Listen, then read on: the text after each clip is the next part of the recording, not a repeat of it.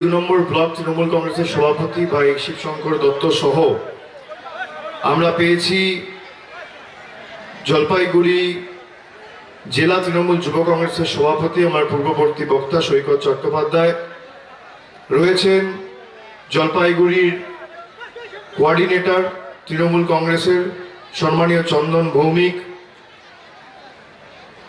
বিদায়ী বিধায়ক অনন্তদেব অধিকারী, বিজয় চন্দ্র বর্মন রয়েছেন প্রাক্তন সাংসদ এবং এসজেডি এর চেয়ারম্যান, দুলাল দেবনাথ রয়েছেন, শিবম রয় বাসুনিয়া রয়েছেন ময়নাগুড়ি পঞ্চায়েত সমিতির সভাপতি, জলপাইগুড়ি জেলা এসসি এসটি ওবিসি সেলের সভাপতি কৃষ্ণ দাস রয়েছেন, মোশাররফ হোসেন থেকে শুরু করে ছাত্র সভাপতি জেলার অভিজিৎ সিনহা রয়েছেন, বিমল বর্মন, অভিজিৎ দে ভৌমিক, জয়দীপ দেব, মুকুল বৈরাগ্য, সুবল বর্মন, সত্যজিৎ বসু, জ্যোতির্ময় দেবনাথ, রজনী রায়, কুমুদ রঞ্জন রায়, বিমলেন্দু চৌধুরী, বাপি সরকার, মনীষ ভদ্র, সীমা রয়, সজল বিশ্বাস সহ আব্দুল জাদ্দার, সোমেশ সান্যাল, বিশ্বজিৎ সেন এবং অমিতাভ চক্রবর্তী।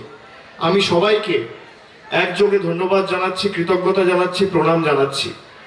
অগণিত মা ভাই বোনেরা যারা আজকে সবাই এসে উপস্থিত হয়েছেন, এখন প্রায় বেলা 12টা বাজে, 1 ঘন্টা 1.5 ঘন্টা আগে থেকে জমায়েত শুরু হয়েছে। আপনারা সভাস্থলে এসে পৌঁছেছেন। এই বার বেলায় চৈত্রের রোদ্দুরকে উপেক্ষা করে যারা সবাই আসে, তারা শুধুমাত্র বক্তব্য শুনতে আসে না, তারা সিদ্ধান্ত নিয়ে আসে যে আগামী দিন ভোট তৃণমূল কংগ্রেসকে দিয়ে মমতা বন্দ্যোপাধ্যায়কে তৃতীয়বার বাংলার মুখ্যমন্ত্রী করে উন্নয়নটা অব্যাহত রাখবো। তারা সিদ্ধান্ত নিয়ে আসে যে আর যাই হোক উত্তরবঙ্গের মাটি বহিরাগতদের কাছে মাথা নত করবে না। ইতিমধ্যেই 4 দফায় নির্বাচন সম্পূর্ণ হয়েছে। আপনারা দেখেছেন গত 4র্থ দফার নির্বাচন অর্থাৎ 10 তারিখ যে নির্বাচন হয়েছে, কুচবিহারে একটা বেদনাদায়ক মর্মান্তিক ঘটনা। শীতলকুচিতে 4 জনকে, সারা জেলায় 5 জনকে গুলি চালিয়ে খুন করেছে। আর শীতলকুচির ঘটনা ঘটার পর যেখানে ভারতীয় জনতা পার্টির সমবেদনা জানানো উচিত, এই ঘটনাকে ধিক্কার জানানো উচিত, দিলীপ ঘোষ কালকে বরানগরে সভা করে বলছে যে জায়গায় জায়গায় বাংলার শীতলকুচি হবে। আমি আপনাদের জিজ্ঞেস করতে চাই, যারা বাঙালিদের প্রাণ নিয়ে সোনার বাংলা গড়তে চায়, আপনারা তাদের ভোট দিয়ে নির্বাচিত করবেন? আপনারা বলুন, যাদেরকে কেন্দ্রীয় বাহিনী গুলি করে খুন করলো তাদের দোষ কি, তাদের অপরাধ কি? তারা বাঙালি, তারা বঙ্গবাসী, তারা বহিরাগত শক্তির কাছে মাথা নত করেনি, তারা গরিব, তারা লাইন দিয়ে ভোট দিতে যাচ্ছিল। কেন্দ্রীয় বাহিনী পয়েন্ট ব্ল্যাঙ্ক রেঞ্জ থেকে বুকে গুলি করেছে, বলছে আত্মরক্ষার জন্য গুলি চালিয়েছি। আচ্ছা বলুন তো, আত্মরক্ষার জন্য কখন গুলি চালানো হয়? যখন আপনাকে কেউ মারতে যায়, আপনার উপর আক্রমণ করতে যায়, আপনার উপর গুলি চালাতে যায়। যারা মারা গিয়েছে তাদের হাতে বন্দুক ছিল, তাদের হাতে বোমাগুলি ছিল, তাদের হাতে একটা ডান্ডা পর্যন্ত ছিল না, একটা লাঠি পর্যন্ত ছিল না। আর আপনি যদি আত্মরক্ষার জন্য গুলি চালান, তাহলে হাতে গুলি চালান, পায়ে গুলি চালান, হাঁটুতে গুলি চালান। পয়েন্ট ব্ল্যাঙ্ক রেঞ্জ থেকে গুলি চালানো হয়েছে। কার ইন্ধনে, কার কথায়? এ তো আগামী দিন পূর্ণাঙ্গ তদন্ত হবে। 3 মাস 4 মাস আগে আপনারা জানেন বিজেপির নেতা সায়ন্তন বসু সভা করে কি বলেছিল? বলেছিল সিআরপিএফ কে বলবো গুলি বুকে মারতে। আপনারা শুনেছিলেন সেই বক্তব্য? শুনেছিলেন? আজকে আমি ভিডিও নিয়ে এসেছি, আপনারা শুনুন, আপনাদের শোনাচ্ছি, শুনুন। সিআরপিএফ কে বলে দেবো ভূমি যেন খুব লক্ষ্য করে যায়, সিআরপিএফ কে বলে দেবো ভূমি যেন খুব লক্ষ্য করে যায়, ভূমি যেন তা লক্ষ্য করে না যায়। আমি এটাও বলছি, পুলিশকে থানার মধ্যে আটকে রেখে দেবো, পুলিশকে থানার বাইরে বের করতে দেবো না, পুলিশকে থানার মধ্যে আটকে রেখে দেবো, পুলিশকে থানার বাইরে বের করতে দেবো না। নিশ্চিন্ত থাকুন, নির্বাচনের সময়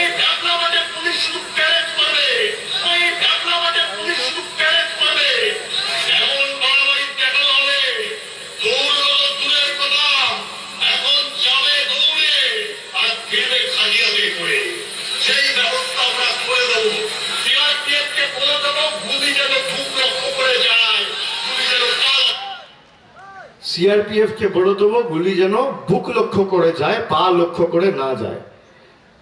3 মাস 4 মাস আগে সায়ন্তন বসুর বক্তৃতা, তার মানে এর পরিকল্পনা আগে থেকে করা হচ্ছিল।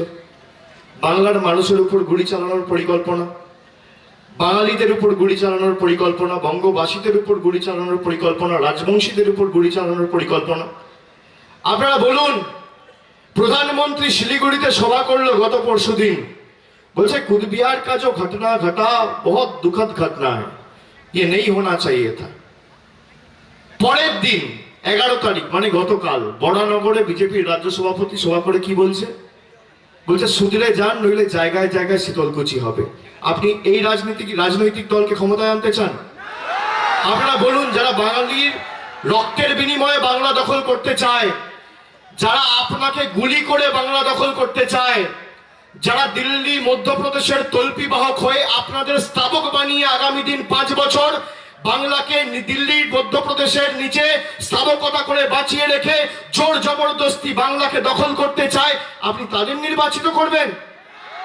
মায়েরা, ভাইরা, গতকাল দিলীপ ঘোষ কি বলেছে শুনুন। আর হতে পারে আমি মিথ্যে কথা বলছি, এখানে সংবাদ মাধ্যম আছে, আমি চ্যালেঞ্জ করব, আমার যদি ক্লিপ মিথ্যে হয় তাহলে আমার বিরুদ্ধে মিথ্যে মামলা হোক, আমাকে জেলে ঢুকিয়ে দেখানো হোক কে সত্যি কথা বলছে কে মিথ্যে কথা বলছে। ওপেন চ্যালেঞ্জ আজকে এই মাটি থেকে দিয়ে গেল। আপনি শুনুন দিলীপ ঘোষ কালকে কি বলেছে।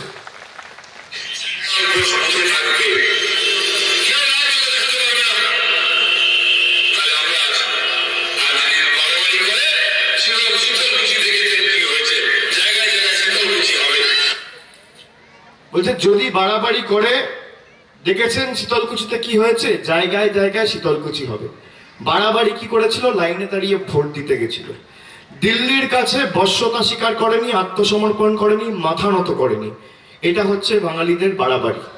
বলছে জায়গায় জায়গায় শীতলকুচি হবে, মানে জায়গায় জায়গায় বাঙালিদের উপর, রাজবংশীর উপর, নমশূদ্র মতুয়াদের উপর গুলি চালিয়ে এরা বাংলা দখল করবে। যে করে হোক মোদিজির হাতে বাংলা তুলে দিতে হবে, এদের বক্তব্য হচ্ছে এই। একদিকে শুনে রাখুন, বহিরাগত নেতা যাকে আপনারা 7 বছর চোখে দেখেননি, 2019-এ সভা সমিতি করতে এসেছিল, তারপরে আমফান করোনাকালে লকডাউনে এদের পাশে পেয়েছেন? আপনার পাশে কে এসে দাঁড়িয়েছে? তৃণমূল কংগ্রেসের কর্মী সমর্থকরা এসে দাঁড়িয়েছে, বলে আমরা হিন্দু ধর্মের ধারক বাহক। এই ময়নাগুড়ি বিধানসভায় জল্পেশ মন্দিরের সংস্কারের জন্য 5 কোটি টাকা আপনাদের মোদী সরকার দেয়নি, মামাটি মানুষের মমতা বন্দ্যোপাধ্যায় দিয়েছে, ভুলে যাবেন না। একদিকে বহিরাগত নেতা বলছে আমাদের সুযোগ দাও, আমরা কাজ করে দেখাবো, আর একদিকে বাংলার মেয়ে বলছে 10 বছর কাজের হিসাব নিন আর ঐক্যবদ্ধ হয়ে জোড়া ফুলে ভোট দিন। আপনি কাকে নির্বাচিত করবেন সিদ্ধান্ত আপনার। বলছে জায়গায় জায়গায় শীতলকুচি হবে, মুখের ভাষা শুনুন।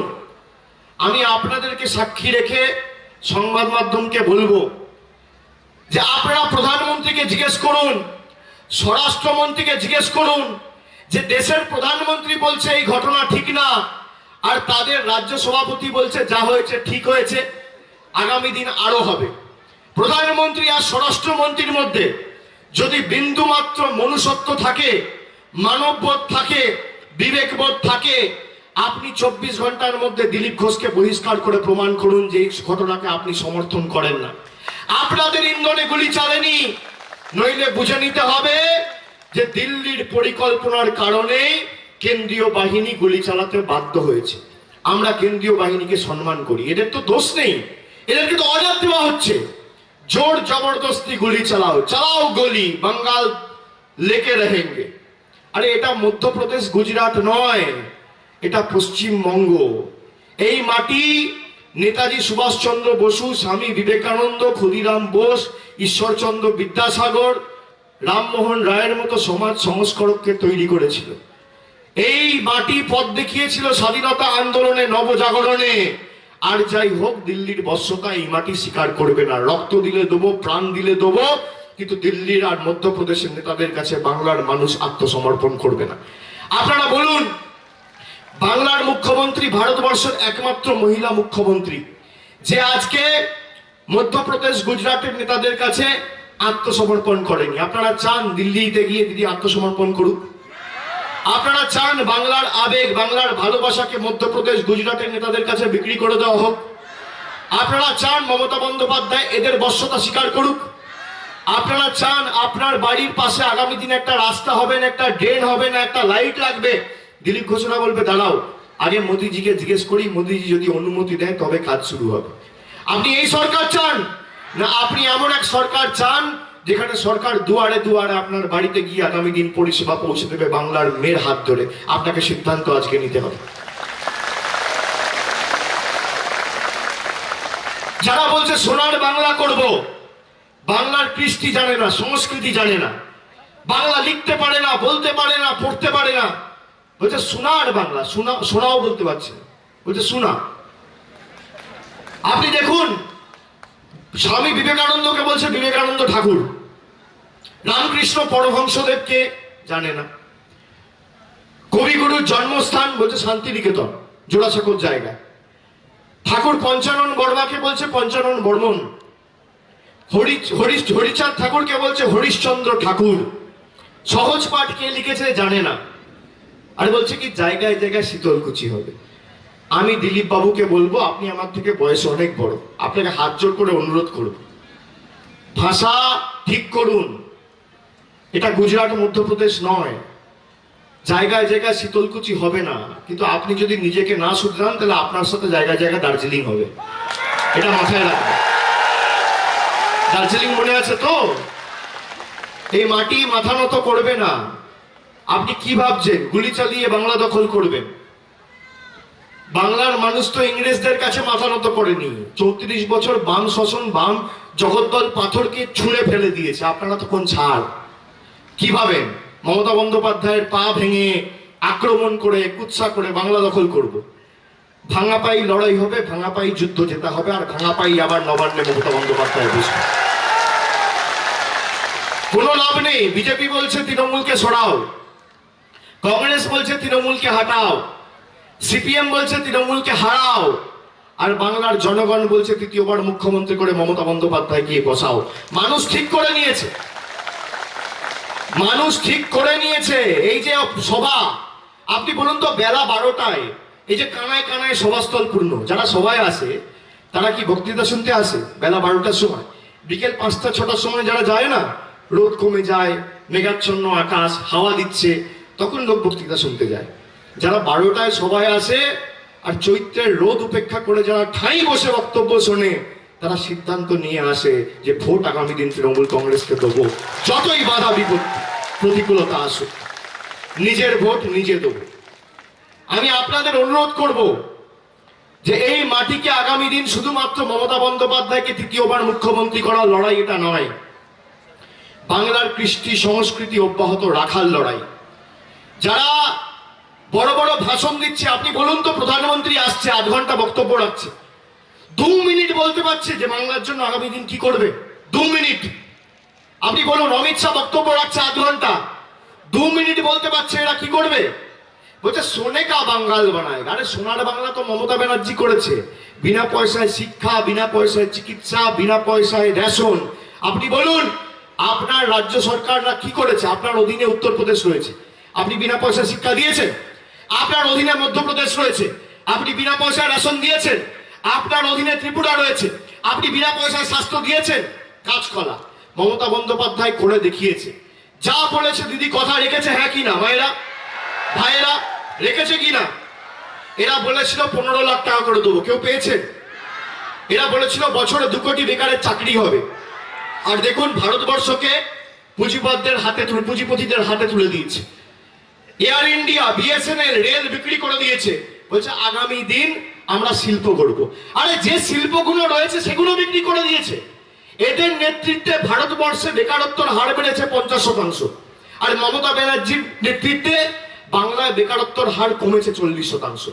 আমি মিথ্যে কথা বললে আমার বিরুদ্ধে মামলা হোক, আমাকে জেলে ঢোকান, আমি ক্যামেরার সামনে দাঁড়িয়ে বুক ঠুকে বলে যাচ্ছি তথ্য পরিসংখ্যান সামনে রেখে।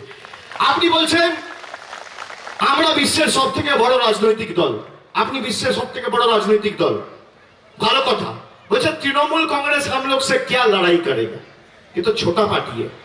আপনাদের বিপুল অর্থ ক্ষমতা, আমাদের পয়সা নেই, অর্থ নেই, কিন্তু মানুষের ভালোবাসা তো আছে, সমর্থন তো আছে।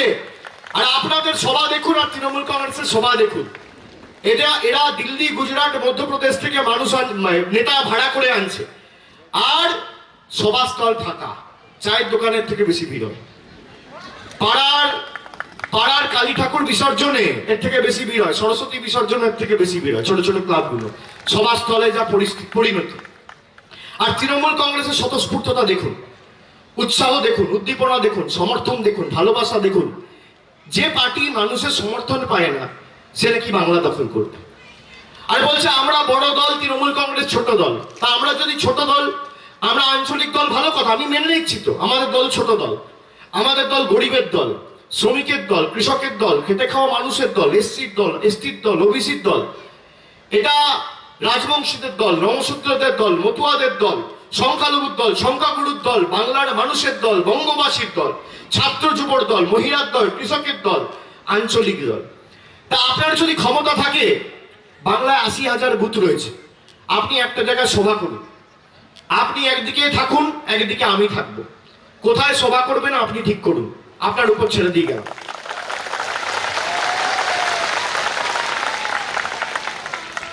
সময় আপনি ঠিক করুন, মঞ্চ আপনি বাঁধুন, জায়গা আপনি ঠিক করুন, সঞ্চালক আপনি ঠিক করুন। 294টা বিধানসভা আছে, 80,000 বুথ আছে, 3,500 অঞ্চল আছে, তাই তো? কোথায় সভা করবেন আপনার উপর ছেড়ে দিয়ে গেলাম। মিডিয়া আছে, সামনে দাঁড়িয়ে আপনাকে চ্যালেঞ্জ করছি। আপনি আপনার রিপোর্ট কার্ড নিয়ে যাবেন, আর আমি আমার রিপোর্ট কার্ড নিয়ে আসবো।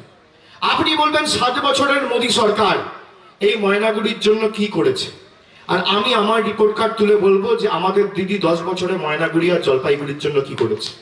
তথ্য পরিসংখ্যান সামনে রেখে লড়াই হবে, তথ্য পরিসংখ্যান সামনে রেখে লড়াই হবে, উন্নয়নকে সামনে রেখে লড়াই হবে। আপনি আপনার রিপোর্ট কার্ড তুলে ধরবেন মানুষের কাছে, আমি আমার রিপোর্ট কার্ড তুলে ধরবো মানুষের কাছে। উন্নয়নের নিরিখে লড়াই হবে। যদি 10-0 গোল দিয়ে আপনাদের মাঠের বাইরে করে ভোকার টানা করতে পারি, আমি রাজনীতির আঙিনায় পা রাখবো না। খেলবেন? তৈরি আছেন? বলুন কোথায় লড়বেন, বলুন। আপনি সংবাদ মাধ্যমে বসতে চান, বলুন কবে বসবেন। আপনার রিপোর্ট কার্ড নিয়ে আসতে হবে যে আপনি কি করেছেন, কটা লোক 15 লাখ পেয়েছে। আপনার দেওয়া 15 লাখ কেউ পায়নি, কিন্তু মমতা ব্যানার্জির কন্যাশ্রী আর রূপশ্রীর 25,000 টাকা বাংলার মানুষ পেয়েছে। মমতা ব্যানার্জির খাদ্য সাথীর আওতায় 10 কোটি মানুষ এসছে। এই যে করোনা চলছে, দেখুন কি অবস্থা, 1.5 লক্ষ কেস আজকে দৈনিক, রোজ 1 লাখ 1.5 লাখ করে কেস হচ্ছে। আর ভ্যাকসিনেশনের জায়গায় প্রধানমন্ত্রী টিকা কোথায় পাঠাচ্ছে? আমেরিকায়, ব্রাজিলে, কোথায় পাঠাচ্ছে? লন্ডনে, বাংলাদেশে, নেপালে, পাকিস্তানে। আমি যদি এখানে দাঁড়িয়ে আমার মাটি, আমার জন্মস্থান, আমার কর্মস্থান, আমার মাতৃভূমি, আমার কর্মভূমি, আমার ধর্মভূমি, এই বাংলার মাটিতে আমি আর আপনি দাঁড়িয়ে যদি জয় বাংলা বলি, আমাদের বলছে বাংলাদেশ। আর প্রধানমন্ত্রী বাংলাদেশে কত টিকা পাঠিয়েছে জিজ্ঞেস করুন। আমার আপনার জীবনের থেকে এদের কাছে বাংলাদেশের লোকের জীবনের মূল্য অনেক বেশি। 4 দিন আগে বাংলাদেশে গিয়ে জয় বাংলা বলে এসছে প্রধানমন্ত্রী। আমি আপনি যদি বাংলার মাটিতে জয় বাংলা বলি, এদের গায়ে জ্বালা, বলছে বাংলাদেশি, মুজিবুর রহমানের স্লোগান বলছে, তাই না? বাংলার মাটিতে দাঁড়িয়ে। আর প্রধানমন্ত্রী নরেন্দ্র মোদী বাংলাদেশের ঢাকায় দাঁড়িয়ে বলে আসছে জয় বাংলা, তিনি নাকি দেশপ্রেমিক। এই দ্বিচারিতা মানবেন আপনারা? বাংলাদেশকে কত ভ্যাকসিন পাঠিয়েছে জিজ্ঞেস করুন। শুনে রাখুন মমতা ব্যানার্জি আর নরেন্দ্র মোদীর পার্থক্য। 130 কোটি মানুষ ভারতবর্ষে থাকে। ভারতবর্ষে এখনো পর্যন্ত কত লোককে টিকা দেওয়া হয়েছে জানেন? 1 কোটি সামান্য বেশি। 129 কোটি মানুষকে এখনো টিকা দেওয়া হয়নি। আর বাইরে কত টিকা পাঠানো হয়েছে জানেন? 10 কোটি। আমেরিকায় পাঠিয়েছে 1 কোটি, বাংলাদেশে পাঠিয়েছে 50 লাখ, নেপালে পাঠিয়েছে 20 লাখ, ভুটানে পাঠিয়েছে 30 লাখ, ওদিকে পাকিস্তানে পাঠিয়েছে, লন্ডনে পাঠিয়েছে, আর দুবাইতে পাঠিয়েছে, তারপর থাইল্যান্ডে পাঠিয়েছে, সিঙ্গাপুরে পাঠিয়েছে, পেরুতে পাঠিয়েছে, জার্মানিতে পাঠিয়েছে, ব্রাজিলে পাঠিয়েছে, শ্রীলঙ্কায় পাঠিয়েছে। বাঙালিদের জীবনের কোনো দাম নেই। তার কারণ কি? 1 কোটি টিকা পাঠিয়েছে ভারতবর্ষে, আর 10 কোটি টিকা পাঠিয়েছে অন্যান্য দেশে। মানে মানুষের জীবনের থেকে মোদির ভাবমূর্তি বেশি গুরুত্বপূর্ণ। মানুষের জীবনের কোনো মূল্য নেই, আমার ভাবমূর্তি। সারা বিশ্ব যেন মোদি মোদি মোদি মোদি করে। আর মমতা বন্দ্যোপাধ্যায়ের দেখুন, এই উত্তরবঙ্গে শুনে রাখুন, 10 বছর ধরে বাংলাদেশ কাকুতি মিনতি করেছে, তিস্তার জল ছাড়েনি। যে আমার ভাবমূর্তি নয়, আমাদের মা ভাই বোনদের জীবন আমার কাছে বেশি গুরুত্বপূর্ণ। আপনি কাকে নির্বাচিত করবেন সিদ্ধান্ত আপনার। আপনি বলুন, 10 বছর ধরে দিল্লিতে শেখ হাসিনা এসেছিল, প্রণব মুখার্জি রাষ্ট্রপতি, মমতা বন্দ্যোপাধ্যায়কে বলেছিল তিস্তার জলের কথা। মমতা ব্যানার্জি কি বলেছিল?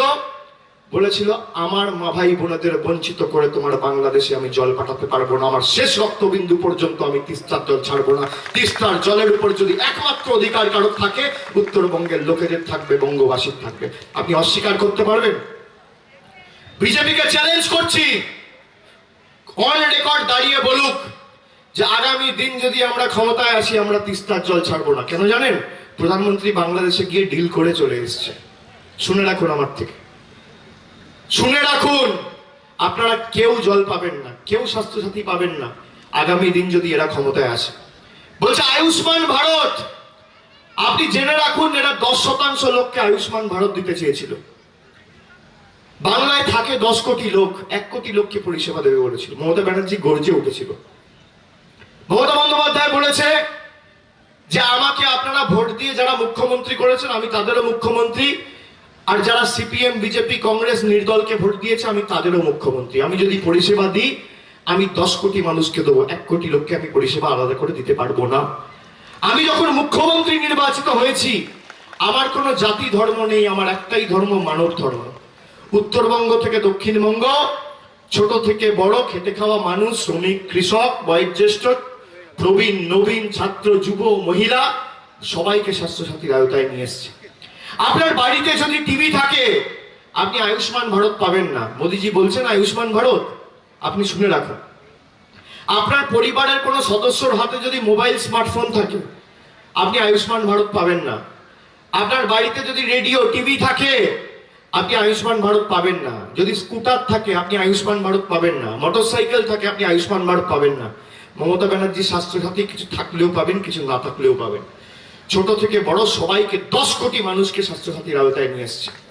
আমি অনুরোধ করব বিজেপির বন্ধুদের, সিপিএম এর বন্ধুদের, যারা নির্বাচনে প্রতিদ্বন্দ্বিতা করছে, চোখে আঙ্গুল দিয়ে আমাদের প্রতিনিধিদের দেখান যে আপনাদের দলের কেউ স্বাস্থ্যসাথীর আওতায় আসেনি, আগামী দিন মমতা বন্দ্যোপাধ্যায় করে দেবে।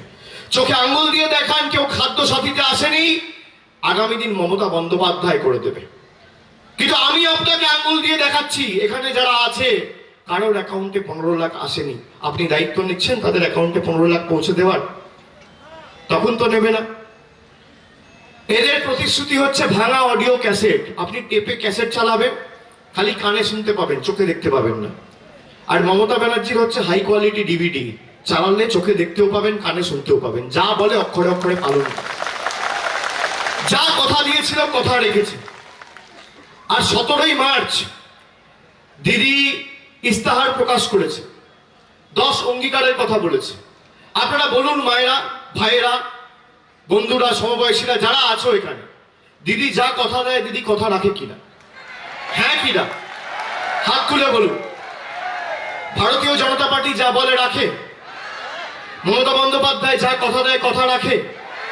দিদি 10 অঙ্গীকারের কথা বলেছিল, তার মধ্যে 4টে অঙ্গীকার খালি আজকে আমি আপনাদের বলবো। দিদি বলেছে আগামী 2রা মে আমাদের সরকার প্রতিষ্ঠা হওয়ার পর বাংলায় যত কৃতি ছাত্রছাত্রী আছে, মেধাবী ছাত্রছাত্রী, সবার জন্য আমার সরকার আগামী দিন স্টুডেন্ট ক্রেডিট কার্ড তৈরি করবে। স্টুডেন্ট ক্রেডিট কার্ড কি? আমরা যারা 12-এ পড়ি, 12 দ্বাদশ শ্রেণীর ছাত্রছাত্রী, তারা ভাবে যে 12-এর পর আমরা কেউ মেডিকেল পড়বো, কেউ ইঞ্জিনিয়ারিং পড়বো। কিন্তু প্রাইভেটে পড়তে গেলে তো অনেক টাকা লাগে, আমার পড়াশোনার দায় দায়িত্ব দায়ভার কে নেবে? দিদি বলেছে আগামী দিন তোমার মা বাবার কাছে অর্থনৈতিক দায়ভার চাপানোর দরকার নেই। আমার সরকার ক্ষমতায় আসবে, তোমার উচ্চ শিক্ষার দায়িত্ব আমার। 10 লক্ষ টাকা স্টুডেন্ট ক্রেডিট কার্ড বাংলার যত ছাত্রছাত্রী আছে সবার হাতে আমার সরকার তুলে দেবে। তোমরা নিজেদের ভবিষ্যৎ নিজে গড়ো। দ্বিতীয়, ন্যূনতম মাসিক আয়। ন্যূনতম মাসিক আয় কি? ন্যূনতম মাসিক আয় এমন একটা প্রকল্প যেখানে বাংলার 1,60,00,000 পরিবার, যত পরিবার আছে বাংলায়, প্রত্যেকটা পরিবারের গৃহকর্ত্রীর হাতে মাসে 500 টাকা মমতা বন্দ্যোপাধ্যায়ের সরকার পাঠিয়ে দেবে। বছরে 6,000 টাকা সরাসরি আপনাদের অ্যাকাউন্টে পৌঁছে যাবে, কারোর কাছে হাত পাততে হবে না। আর আপনি যদি SC ST তপশিলি জাতি উপজাতি পরিবারের হন, তাহলে মাসে 500 টাকা দেবে না, মাসে 1,000 টাকা দেবে, সরাসরি 12,000 টাকা আপনার অ্যাকাউন্টে দিদি পৌঁছে দেবে, কারোর কাছে হাত পাততে হবে না। বাংলার মেয়ে কথা দিয়েছে।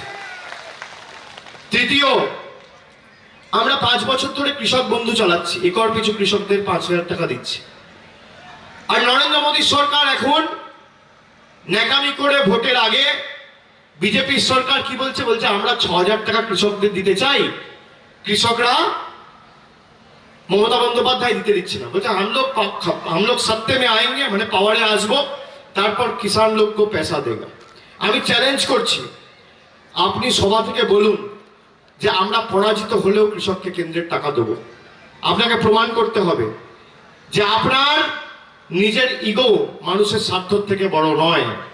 আপনি বলছেন আমি ক্ষমতা এলে দেবো, আর না এলে দেবো না। কেন? আপনার তো কেন্দ্রের সরকার। বলছে মহিলাদের জন্য আমরা যাতায়াত বিনামূল্যে করে দেবো। ভারতীয় রেল তো আপনার অধীনে, আপনি করে দেখান না, কে বারণ করছে? করুন। ভারতীয় রেল তো এনডিএ সরকার, বিজেপি সরকারের অধীনে। তা ভারতীয় রেলে মহিলাদের জন্য যাতায়াত ফ্রি করুন। তা করবে না, তার কারণ মানুষকে ভাওতা দিয়ে ভোট নেবে, তারপর কেটে পড়বে। যেভাবে এরা আপনার সাথে প্রতারণা করেছে 2014 সাল থেকে, একইভাবে 17 তারিখ আপনাকে প্রতারণা করতে হবে। আপনার বাড়িতে বিজেপি প্রার্থী যাবে, বলবেন বাবা ভোট দেবো, আর আগামী দিন 17 তারিখ দাঁড়িয়ে জোড়া ফুলের বোতাম টিপবেন। এরা যে ভাষায় বোঝে, এদেরকে সেই ভাষাতেই বোঝাতে হবে। এখন বলছে আমরা কৃষককে 6,000 টাকা দেবো, মমতা ব্যানার্জি সরকার দিতে দিচ্ছে না। দিদি কি বলেছে শুনে রাখুন। দিদি সাংবাদিক বৈঠক করে বলেছে যে 2 মে সরকার প্রতিষ্ঠা হবে, আর বাংলায় 68 লক্ষ ক্ষুদ্র এবং প্রান্তিক কৃষক রয়েছে। প্রত্যেকটা কৃষককেই, 68 লক্ষ ক্ষুদ্র এবং প্রান্তিক কৃষককে আমার কেন্দ্রে 6,000 টাকা লাগবে না, তোমার প্রকল্প লাগবে না, তোমার নাম লাগবে না। আমার সরকার একর পিছু 10,000 টাকা দেবে, তোমার 6,000 টাকার দরকার। একদিকে বহিরাগত ধাপ্পাবাজ নেতা দামি পায়জামা পাঞ্জাবি পরে সভা করছে, 8,500 কোটি টাকার ডিমান্ডে আসছে। দিল্লিতে 1,500 কোটি টাকার 7 স্টার পার্টি অফিস, 6 কোটি টাকার বুলেট প্রুফ গাড়িতে চড়ছে, আর কৃষককে দিচ্ছে 6,000। আর একদিকে বাংলার সাধারণ মেয়ে পরনে সাদা সুতির শাড়ি, থাকছে টালির ছাদের ঘরের তলায়, আর পায়ে হাওয়াই চপ্পল, কৃষককে দিচ্ছে 10,000। আপনি কাকে নির্বাচিত করবেন সিদ্ধান্ত আপনাকে নিতে হবে। আর চতুর্থ, দিদি বলেছিল আমি 2 টাকা কেজি রেশন দেবো, আপনারা তো পেয়েছিলেন 2 টাকা কেজি রেশন। তারপর লকডাউনের সময় মানুষের অসুবিধা দেখে দিদি কি বললো যে 2 টাকা কেজি আগে দিতাম, এখন বিনামূল্যে বিনা পয়সায় করে দিচ্ছি, 2 টাকাও লাগবে না। তা আপনারা 8 মাস 10 মাস ধরে বিনা পয়সায় রেশন পান তো? না পান না? বিনা পয়সায় রেশন পান না পান না? আগামী 5 বছর বিনা পয়সায় রেশন চান না চান না? কি বিনা পয়সায় রেশন না বিনা পয়সায় ভাষণ? বিনা পয়সায় রেশন না বিনা পয়সায় ভাষণ? রেশন যখন আপনারা নেন, রেশন কোথা থেকে সরবরাহ করা হয়, কোথা থেকে দেওয়া হয়? রেশনের দোকান, রেশন ডিলার, তাই তো? তা রেশনের দোকানে আপনারা যখন রেশন নিতে যান, তখন আপনাদের লাইনে দাঁড়াতে হয়, লম্বা লাইন, গরমে রোদে দাঁড়িয়ে কষ্ট হয়, হ্যাঁ? মাথায় ছাউনি দিয়ে, হ্যাঁ, ছাতা নিয়ে দাঁড়িয়ে থাকতে, ঘোমটা নিয়ে দাঁড়িয়ে থাকতে, সংসারের গুরুত্বপূর্ণ কাজ রান্না বান্না ছেড়ে ভাল লাগে লাইনে দাঁড়াতে? ভাল লাগে? থলি নিয়ে দাঁড়াতে, ব্যাগ নিয়ে দাঁড়াতে, তারপর প্লাস্টিকের প্যাকেট নিয়ে দাঁড়াতে ভাল লাগে? তাহলে কি করা যায়? লাইনে দাঁড়াবেন কি দাঁড়াবেন না? দাঁড়াবেন না? দাঁড়াবেন? এখানে কিছু লোক বলছে দাঁড়াবে। দাঁড়াবেন? দাঁড়াবেন না? আপনারা? মোদিজি যখন নোটবন্দি করেছিল তখন লাইনে দাঁড়িয়েছিলেন?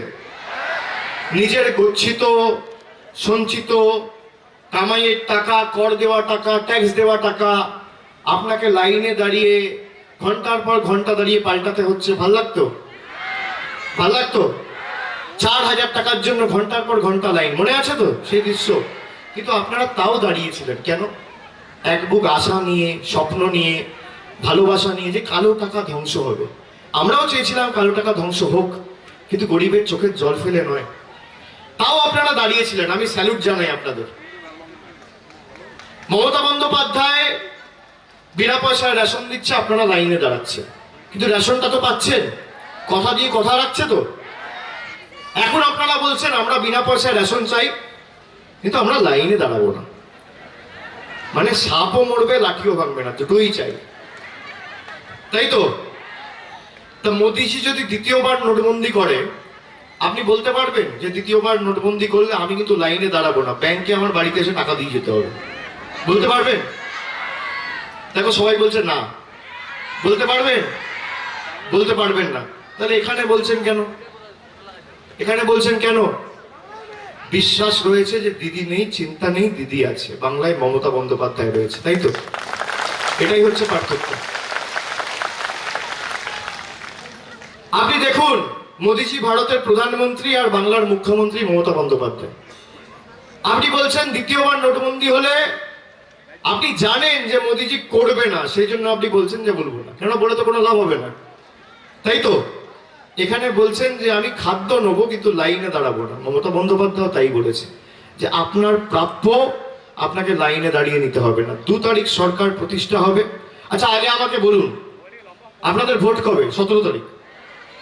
তা ভোট দিতে তো লাইনে দাঁড়াতে হবে, তখনও লাইনে দাঁড়াবেন না? দাঁড়াবেন না? দাঁড়াবেন না? যত কষ্ট হোক দাঁড়াবেন, যত অসুবিধা হোক দাঁড়াবেন, যত গরম পড়ুক দাঁড়াবেন, লাইন যত লম্বা হোক দাঁড়াবেন, নিজের ভোট নিজে দেবেন। কথা দিচ্ছেন? কথা দিচ্ছেন? তৃণমূলকে জেতাবেন, বহিরাগতদের বিতাড়িত করবেন, দিদির হাত শক্তিশালী করবেন, উন্নয়নকে জেতাবেন, নিজের ভোট নিজে দেবেন, সকাল সকাল ভোট দেবেন, লাইনে দাঁড়িয়ে ভোট দেবেন। কথা দিচ্ছেন? কথা দিচ্ছেন? কথা দিচ্ছেন? দিদি কি বলেছে শুনুন। আপনি 17 তারিখ লাইনে দাঁড়িয়ে ভোট দেবেন, 2 মে সরকার প্রতিষ্ঠা হবে, তার পরের দিন থেকে রেশনের দোকানও থাকবে না, তার বাইরে লাইনও থাকবে না। সরকার আপনার বাড়িতে বাড়িতে রেশন পৌঁছে দেবে, দুয়ারে দুয়ারে রেশন, দুয়ারে দুয়ারে রেশন। আপনার বাড়ি যত ভিতরে হোক, যত ক্ষুদ্র হোক, যত প্রান্তিক এলাকায় হোক, যত ছোট হোক, যত ছোট গ্রামে হোক, পাড়ায় হোক, আপনাকে থলি নিয়ে লাইনে দাঁড়িয়ে রেশন নিতে হবে না। মমতা বন্দ্যোপাধ্যায় কথা দিয়েছে যে সরকারের প্রতিনিধি ব্যাগ নিয়ে আপনার দরজার বাইরে রেশন সরবরাহ করে আসবে, দরজার বাইরে আপনাকে পা রাখতে হবে না, দুয়ারে দুয়ারে রেশন। তাহলে কি চাই? দুয়ারে রেশন না দুয়ারে ভাষণ? দুয়ারে রেশন না দুয়ারে ভাষণ? উন্নয়ন না অনাচার? বহিরাগত নেতা না বাংলার মেয়ে? কাজ না কথা? কাজ না কথা? মোদিজির ভাঙা অডিও ক্যাসেট না দিদির ডিভিডি? পরিযায়ী পক্ষী না ঘরের লক্ষ্মী? বিনা পয়সায় ভাষণ না বিনা পয়সায় রেশন? কথা দিচ্ছেন? আমার আপনার সকলের প্রার্থী মনোজ রায়কে আগামী 17 তারিখ ঘাসের উপর জোড়া ফুল চিহ্নে বোতাম টিপে ভোট দিয়ে বিপুল ভোটে জয়যুক্ত করুন। আর ভোটটা আপনারা মনোজ দাকে না, ভোটটা মমতা ব্যানার্জিকে দিচ্ছেন, এই কথাটা মাথায় রাখবেন। আর যে ভালোবাসা, যে কৃতজ্ঞতা, যে আশীর্বাদের ঋণে আমার মায়েরা ভাইয়েরা কেউ শঙ্খ বাজাচ্ছে, কেউ উলুধ্বনি দিচ্ছে, আমি নতমস্তকে আপনাদের প্রণাম জানাই এবং কথা দিয়ে যাচ্ছি আগামী দিন এই ঋণ মমতা বন্দ্যোপাধ্যায়